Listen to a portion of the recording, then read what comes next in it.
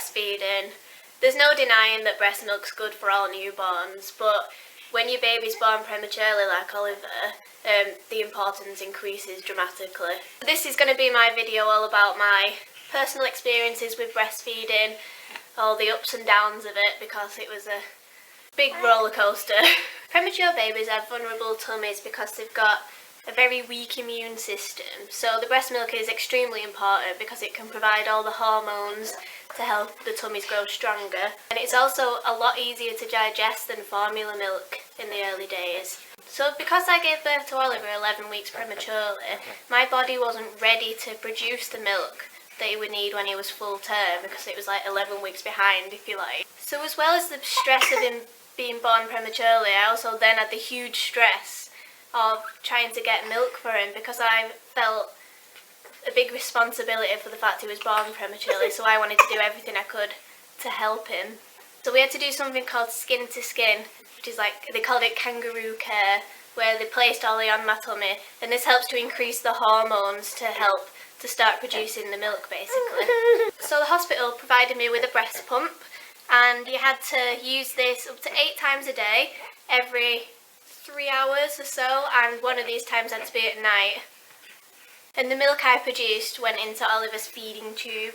The practicalities of having this breast pump and having to do it every 3 hours was quite difficult, because you couldn't really go anywhere. If I wanted to go out all day, that was pretty impossible because I need to be expressing every few hours. But then I guess it's like having a newborn at home, having to feed them every 3 hours. So it was getting me into a routine. Expressing at home without your baby there was quite hard, and I wasn't getting enough milk. Initially I got enough milk because Ollie only needed about 2 to 3 mils an hour to go into his tube. So these were happy times. I was like, oh, I'm doing something. He's getting healthy and strong because of me. But as his tummy was growing stronger and the demand was getting higher, I wasn't keeping up with his demand, which then created more stress. When we were in the neonatal unit, when you expressed milk, you put them into these little bottles, which then went into, which then went into a freezer. And I remember I'd be coming in each day with like 3 little bottles, say just over half full, and I'd look in the freezer and other mums had put like 30 bottles full to the brim in of their milk. So I was a bit like, something's not quite right here. I'm not getting enough milk. I'm not getting enough as these other mums. Well, like, what's wrong with me? Why can't I do this? However, I was put onto some medication to help the production of breast milk for me, and also I took fenugreek, which is like a herb or a spice that's put into like curries. That did help for a while, so things were happy again. I think Ollie's done a poo. Nate, you're gonna have to change him.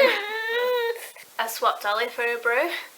So the medication was helping to increase it, but then about a week later I started getting calls from nurses asking me to bring in more milk, and this is milk I just didn't have. So again, the pressure was just so intense, and I did get really upset about this. So because I wasn't able to provide Oliver with with my breast milk, they had to start putting him on half my breast milk and half formula milk. However, I think the formula milk, because he couldn't digest it as well, it was causing him tummy ache and constipation, which was then again sad.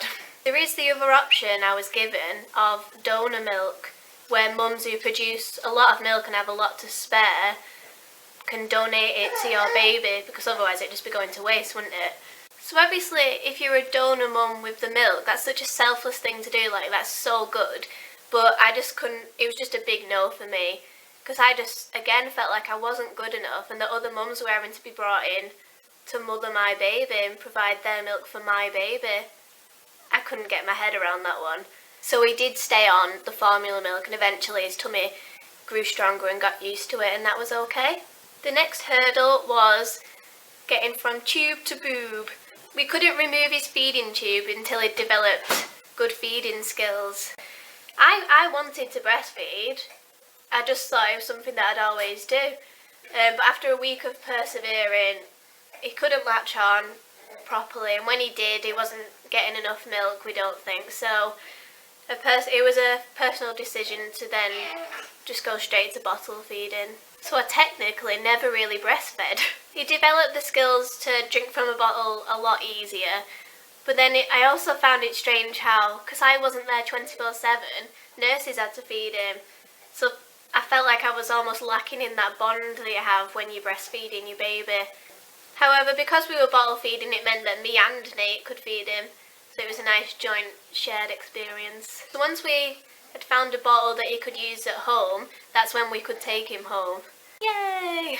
So I think at the end of the day, you could start off with the opinions that, yes, I want to breastfeed, or yes, I want to bottle feed, but until you're in that situation, you don't know what's actually going to happen. Like, something like this could be thrown at you and you have to do the opposite thing to what you wanted. Because luckily we are in an age where there are more than one option. Like, you do have formula milk that babies can drink from very early on, and it's just finding one that suits you, I think. So thank you for watching my video. I hope you found it interesting, because I know there's a great deal of variety of breastfeeding experiences, so I just wanted to share my experience. And as you can see, Ollie is a nice healthy baby. Definitely not struggled to put on those pounds, have you? Thank you for watching, and please do leave a little comment down below and I'll get back to you as I always do. So thank you, bye!